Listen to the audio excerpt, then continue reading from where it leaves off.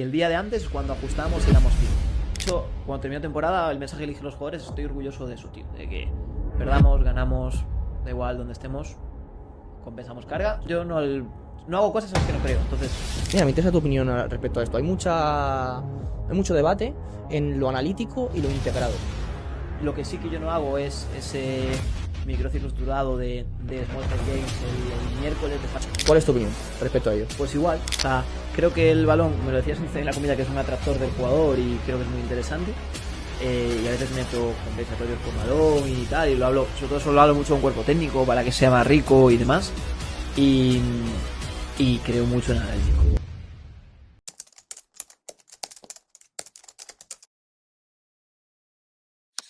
Y creo también mucho en la realización de test. Y quiero abrir este melón y empezar a hablar contigo sobre ello, porque encima estamos en pretemporada Claro. y lo tendrás reciente. Yo discuto mucho con los entrenadores y con muchos preparadores físicos porque creo que si no se realizan test durante la temporada no puedes cuantificar la mejora del deportista. Lo puedes cuantificar visualmente y a nivel técnico-táctico. Que se coloque mejor en el campo, que realice, pues que esté mejor colocado, que llegue a las acciones. Pero yo necesito esos test para demostrar al futbolista de que el trabajo que estamos haciendo está sirviendo. Eso es lo clave para mí, a nivel de convencer. O sea, yo no creo en la frase de no puedes mejorar, lo que no se puede medir no se puede mejorar, no creo en eso. O sea, tú tienes un tío obeso, le puedes entrenar fuerza, a aumentar su actividad física y tal, va a mejorar, aunque no lo midas. Pero soy muy también de tener datos objetivos, de medir y, sobre todo, por eso, por convencer al jugador. Sí, pero el ejemplo que me dices tú, por ejemplo, de peso, te lo compro, pero eso puede ser para evaluación en general. Pero para deportistas que, imagino que lo que estén escuchando este podcast, y tanto tú como yo, que tenemos, que ya son deportistas, ¿cuánto es la mejora? Menor, seguramente, en eso. Pues Ínfima. Entonces, por eso te hay pongo un caso, o sea, yo soy 100% de medir. O sea, y de tener datos objetivos, 100%. Pero te pongo ese ejemplo porque se dice mucho esa frase y no estoy tan de acuerdo. O sea, realmente sí que puedes mejorar sin medir. Ahora, yo prefiero medir. Y si puedo, mido. Y sobre todo, mido cosas que me sirva o para convencer al jugador o para tomar decisiones que normalmente van de la mano. Una cosa y otra. Y ya te digo, soy muy de medir. Simplemente como que no me gusta mucho esa frase porque creo que es falsa. ¿Qué te realizas? Va, cuéntame. A ver, es un buen melón, ¿eh? Yo hago un perfil condicional que va muy con lo de convencer al jugador. Que mola mucho, es una gráfica como el FIFA, tío. De este en plan pentágono de... ¿Sabes? Sí, Así... le sacas en Excel la gráfica. Sí, Entiendo. eso es. Bueno, tengo en Power BI también, pero en Power BI. Pero sí, ahora mismo la tengo en Excel porque lo tengo automatizado ahí. Y depende si es portero o jugador, son dos diferentes, pero en ese meto como 5 variables. Una es velocidad, ¿vale? La mido con el GPS, la velocidad máxima. Ahora, si yo no tuviera el GPS, lo tengo fresco porque estaba hablando con el filial antes, me diría CMJ, porque el CMJ correlaciona con la velocidad a 10 y a 30 metros. Y bueno, parece una forma... De hecho, yo lo hago con los entrenamientos online que hago a jugadores, lo mido así, con el CMJ la velocidad. Después, mido, yo le llamo chispa, ¿vale? Porque me gusta como traducírselo al jugador para que lo entienda y lo vea el editor deportivo y lo entienda, ¿vale? Que lo mido de diferentes formas. Para así simplificarlo, lo que suelo medir es el RFD, el impulso, los 150 primeros milisegundos con encoder, ¿Sí? ¿vale? La aplicación de fuerza rápida. Después mido la fuerza máxima relativa, es decir, divido el dato de fuerza máxima entre el peso, ¿vale? Después mido resistencia, ¿vale? Vamos a ponerle como resistencia, que sé que es muy general. Y hago o un test que me dé la BAM, la velocidad aeróbica máxima, o los 2 últimos años hice el 30-15 que te da la BIF, ¿vale? El test de Buchheit, mítico. Y por último hay la estabilidad. La estabilidad es una cosa que ahí ya no es muy científico, pero es una nota ponderada de muchos test artromusculares y algún test es nuestro, ¿vale? O sea, nuestro. El Beer Dog, ¿vale? ¿Sí? 3 niveles. Vale. Nivel básico, toco rodilla, tal. Sí. Creo que todo el mundo se más o menos ubica el Beer Dog, si no que lo busquen en YouTube. Si consigue mantener una pica y estar estable la cadera en Beer Dog, tiene un punto. Si consigue hacerlo con la mano de apoyo sobre un fútbol, tiene 2 puntos. Si consigue hacerlo sin apoyo de esta rodilla, ¿vale? Sin el fútbol, pero sin apoyo de esta rodilla, solo pie bueno, ese pie y mano. Y ir son 3 puntos, ¿vale?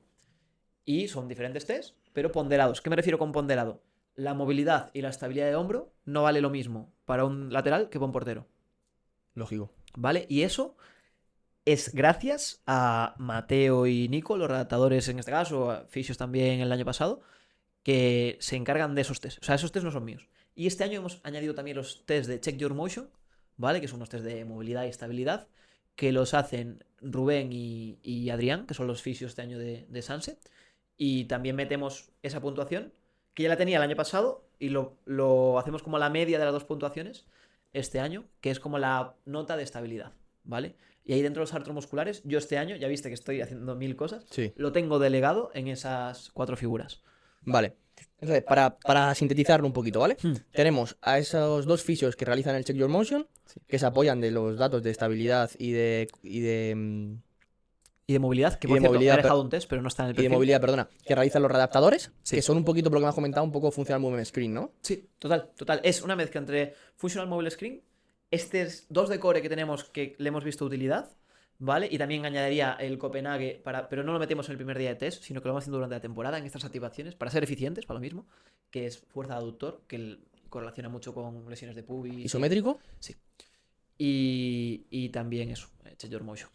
Vale. Y luego, esa parte es como un poquito, vamos a poner esa pared servicios médicos, Sí. por decirlo así. Y ahora, ¿qué test? Preventivo, sé que está mal Eso. decirlo, tal, pero bueno, para que nos entendamos. Y ahora, coméntanos, ¿qué test realizas tú como preparador físico? ¿Qué test Vale. puedes...?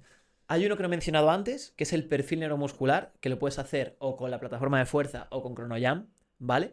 Que es 6 saltos a Balacop, 6 saltos libres, brazos libres, y mide la velocidad de bajada, ese timing entre que bajas y empieza a subir, y también el mantenimiento de esa fuerza en el salto.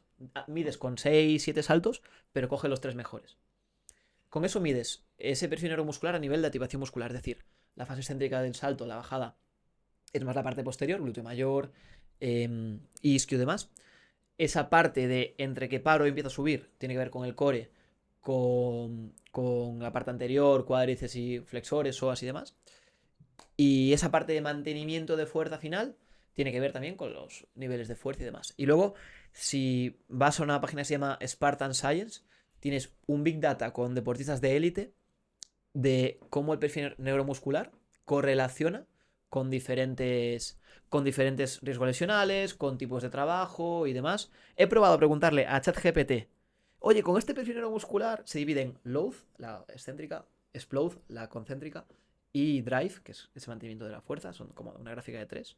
No sé si en la edición puedes poner incluso la gráfica, te puedo pasar si quieres, que puede quedar guay. Se lo pregunté a ChatGPT, tío. ¿Y qué te dijo? Y dijo, oye, si tuvieras este perfil de jugador, ¿qué harías con él?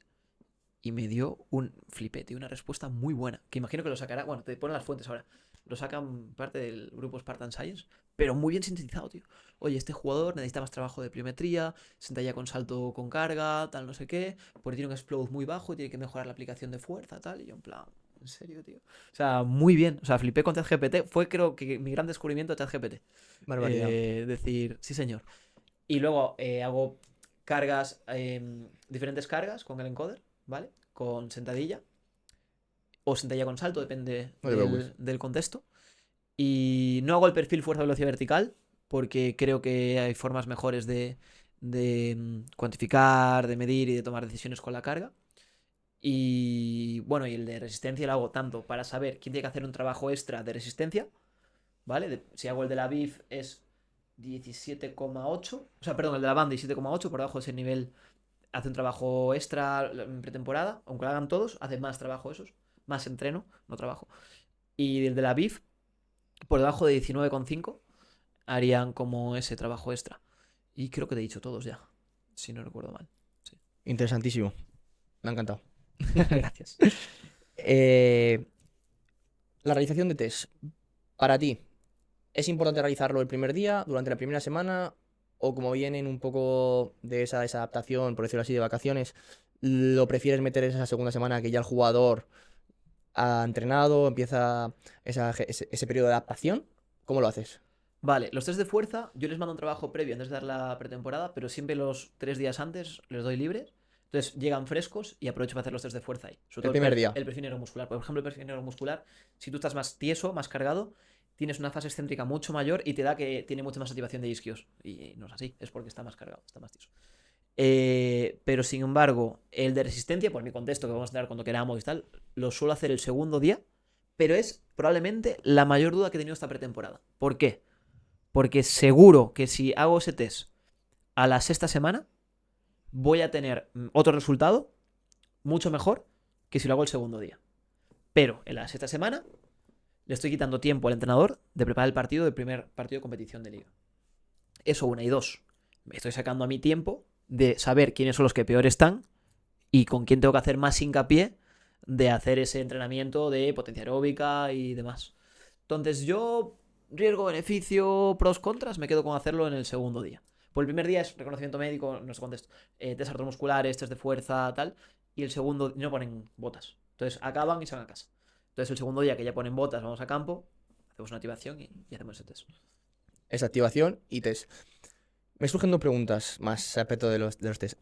La primera es, ¿cuándo revalúas? Porque entiendo que vuestro calendario es competir cada semana y por lo que me comentas, me has dicho, al final le quitas tiempo al entrenador de trabajar ese partido contra el rival. Si revalúas en aquellas semanas que no tenéis competición o que a lo mejor tenéis más tiempo para hacerlo, o queda feo decirlo, pero el rival a lo mejor a priori es un poquito más flojete en ese sentido.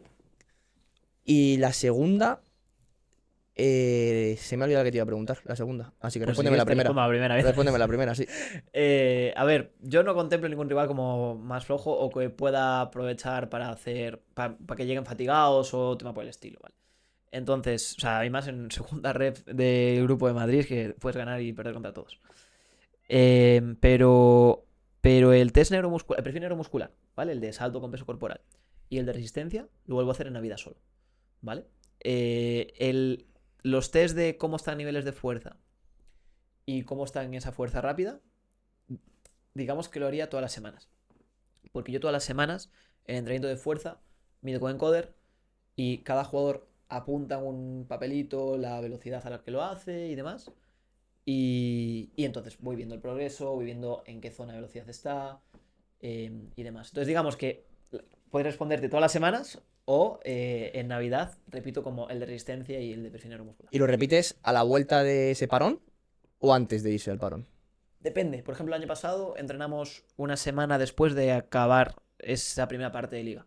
Pues aproveché y lo hice esa semana. Depende un poco del contexto. O sea, el perfil neuromuscular lo hago cuando están frescos. Entonces, si lo puedo hacer frescos antes de que se vayan, lo hago frescos. Si no, a la vuelta. Perfecto.